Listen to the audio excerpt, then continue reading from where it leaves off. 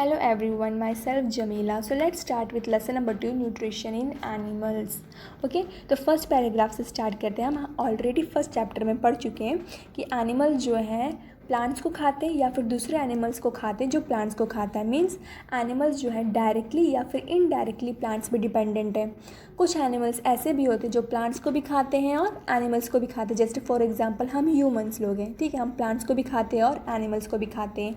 अच्छा, अब हम जो खाना खा रहे हैं तो उसका काम क्या है? तो वो हमारी बॉडी को जो है ग्रोथ देता है, रिपेयर करने में काम आता है, और फंक्शनिंग ऑफ द बॉडी, हमारी बॉडी अच्छे से काम करे तो उसमें भी काम आता है। एनिमल न्यूट्रिशन, अब जो हम न्यूट्रिशन ले रहे हैं एनिमल न्यूट्रिशन, तो ये क्या इंक्लूड करता है? उसमें क्या होना चाहिए कि न्यूट्रिएंट रिक्वायरमेंट, यानी कितना न्यूट्रिएंट है उसमें, mode of intake of food, हम खाना कैसे खा रहे हैं, हमारा खाना खाने का तरीका, मतलब लेने का तरीका कैसा है, and its utilization in the body, उसकी बॉडी यूज़ कैसे कर रही है वो, ठीक है। अच्छा, अब यहाँ पर एक और चीज़ देखते हैं, कॉम्प्लेक्स और सिंपल। हमारी बॉडी जो है कभी भी कॉम्प्लेक्स को एक्सेप्ट नहीं करती है, सिंपल को एक्सेप्ट करती है। मतलब उसको सिंपल चीज़ चाहिए रहती है हमारी बॉडी को अंदर और ब्लड के अंदर जाने के लिए, ठीक है।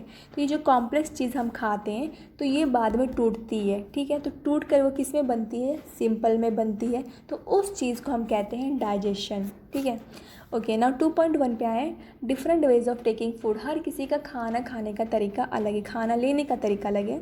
तो जैसे फॉर एग्जांपल बहुत सारे इंसेक्ट्स हैं, बर्ड्स हैं, एनिमल्स हैं। तो यहाँ पर कुछ एग्जांपल है 2.1 टेबल में कि स्नेल जो है वो स्क्रैपिंग करता है, मतलब ज़मीन में से खाता है। एंड जो है चबा कर खाती है। ईगल जो है कैप्चर एंड स्वॉलो करती है, मतलब पकड़ कर सीधा निगल लेती है। हमिंग बर्ड जो है चूस कर नेक्टर लेते हैं। लाइस जो है वो भी खून चूसती है। मॉस्किटो जो है वो भी खून चूसती है, इसलिए सकिंग बोलते हैं उसको। Butterfly and house fly siphoning करते हैं, मतलब कि ये तुम देख सकती हो बटरफ्लाई की पिक है, और यहाँ पर ये जो ट्यूब लाइक स्ट्रक्चर है ना, ये यहाँ पर रखती है फ्लावर पे, और उसके बाद वो उसका जूस लेते हैं, जिसको हम कहते हैं सिफोनिंग है, ठीक है। सिफोनिंग यहाँ पर स्पेलिंग दी है, ये रही स्पेलिंग सिफोनिंग करके, ठीक है। ओके, अब स्टार फिश पे आ जाते हैं कि अमेजिंग फैक्ट दिया गया है स्टार फिश के बारे में कि स्टार फिश का स्टमक जो है वो यहाँ पर रहता है। तो जब उसको कोई एनिमल्स या जो भी खाना रहता है तो अपने स्टमक को वो बाहर करती है, फिर वो इंसेक्ट्स को लेती है और वापस से फिर अब डाइजेशन होने के बाद अपने पेट को वापस से अंदर ले लेती है, ठीक है। Okay, now 2.2 digestion in human. अब खाना पचाना तो उसके लिए कुछ तो चाहिए होगा ना, तो खाना पचाने के लिए हमको ये पूरा डाइजेस्टिव सिस्टम चाहिए। अगर ये नहीं रहेगा तो हमारा डाइजेशन नहीं होगा, ठीक है। ओके, अब the mouth and the buccal cavity पे आ जाता है। ये जो हमारा माउथ है, हमारा डाइजेशन जो है वो यहाँ से स्टार्ट हो जाता है। जैसे हमारा खाना मुंह में जाता है वहीं से हमारा डाइजेशन होना शुरू हो जाता है। तो ये हमारा माउथ और बक्कल कैविटी के बारे में पढ़ते हैं। तो जो हमारा खाना हम डालते हैं अपने मुंह में उसको हम कहते हैं इंजेक्शन है, मतलब खाना हमारे मुंह में चला गया तो इंजेक्शन हो गया, ठीक है। अब उसको खाने को थोड़ा और बारीक तोड़ने के लिए हमको क्या चाहिए? दांत चाहिए, ठीक है। तो हर दांत का अलग अलग काम है, इसलिए हमने दांत को अलग अलग नाम भी दिया है। किसी का नाम इंसीसर है, किसी का नाम कैनाइन है, किसी के नाम प्री मोलर है और मोलर है। ये ऑलरेडी तुमने पढ़ाई है, ठीक है। आप ये जो अपनी टीथ है तुम मिरर में भी देख सकते हो। तो यहाँ पर हम देखते हैं,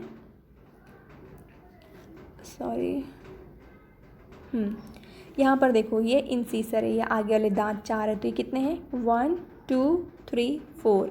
तो अब नीचे 4 है तो ऊपर भी 4 होंगे, तो हमने इसलिए यहाँ पर लोअर जो में 4 लिखा है, तो अपर जो में भी कितने होंगे? 4। तो टोटल कितने हो गए? 8। ओके, अब यहाँ पर कैनाइन टीथ कितनी है? तो 1 और 2, ये जो नोकीले दांत होते हैं ना साथ पॉइंटेड वाले, तो वो हमारा कैनाइन है। तो कितना है? 2। तो मतलब नीचे भी 2 है तो ऊपर भी कितना होगा? 2। तो टोटल कितना हो गया? 4 हो गया।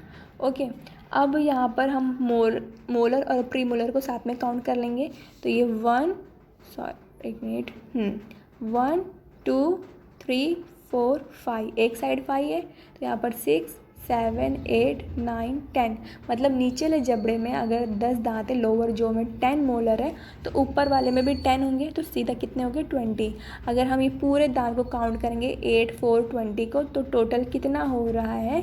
32। मतलब हमारे मुंह में कितने दांत होने चाहिए? 32। अब ये जो सारे हमारे दांत हैं वो क्या करते हैं? हमारे फूड को और अच्छे से तोड़ते हैं, ठीक है। अब एक और चीज़ है यहाँ पर कि सैलिवरी ग्लैंड करके, ठीक है। अब इस सैलिवरी ग्लैंड का काम क्या है? तो ये हमारे मुंह में सलाइवा बनाता है, मतलब थूक जैसा बनाता है, जिससे क्या होता है कि वो खाने को और चबाने में ईजी करता है और हमको खाना निगलने में भी आसानी करता है, ठीक है। ओके, एक्टिविटी 2.3, यहाँ पर 2 टेस्ट ट्यूब लेना है आपको। हमने पहले भी पढ़ा था कि जब फोटोसिंथेसिस होता है, ठीक है, तो फोटोसिंथेसिस जब होता है तो साथ में स्टार्च बनता है। तो हमको पता करना है कि वो स्टार्च बना है कि नहीं बना है, तो हम उसके ऊपर क्या डालते हैं, आयोडीन डालते हैं। तो आयोडीन डालने पर अगर पर्पल कलर हो गया तो समझो स्टार्च है वहाँ पर, और अगर पर्पल कलर नहीं हुआ तो स्टार्च नहीं है। तो हम वही सेम चीज़ यहाँ पर भी कर रहे हैं कि जो हमारा राइस है, ठीक है, चावल में तो स्टार्च होता है, तो हम यहाँ पर उबला हुआ चावल, कैसा भी चावल है, हम इसमें डाल देंगे टेस्ट ट्यूब में। और दूसरे टेस्ट ट्यूब में हम जो है मीन्स च्यू करके डालेंगे, चबा कर चावल डालेंगे एकदम अच्छे से, ठीक है।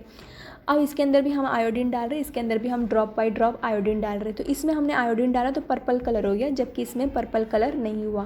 मीन्स कि पहले स्टार्च था, हमारा चावल तो स्टार्च है, तो उसमें हमने आयोडीन डाला तो पर्पल तुरंत हो गया। और फिर हम जब अच्छे से खाने को चबा रहे तो हमारा खाना क्या हो रहा है, टूट रहा है, ठीक है। तो जो स्टार्च था वो क्या बन गया, छोटा छोटा शुगर बन गया।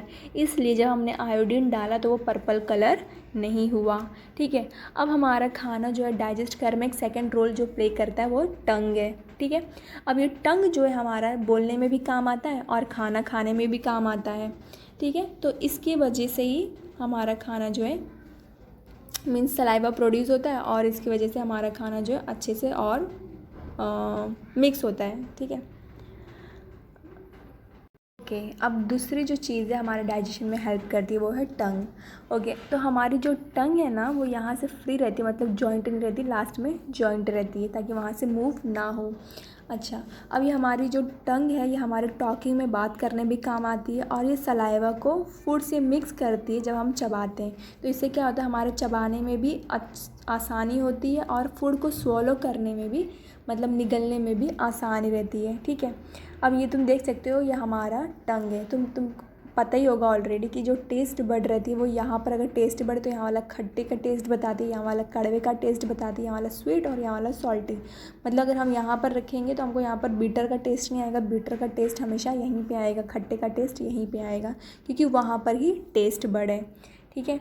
ओके, तो एक और टॉपिक है the food pipe and the oesophagus.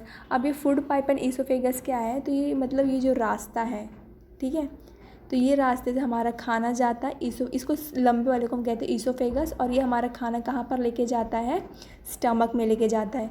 कभी कभी ऐसा भी होता है ना कि हमारी बॉडी जो है हमारे खाने को एक्सेप्ट नहीं करती, तो हमको वॉमिट भी हो जाती है, ठीक है। तो ईसोफेगस का यही काम है कि वो खाने को स्टमक तक, पेट तक लेके जाता है, ठीक है, यही था।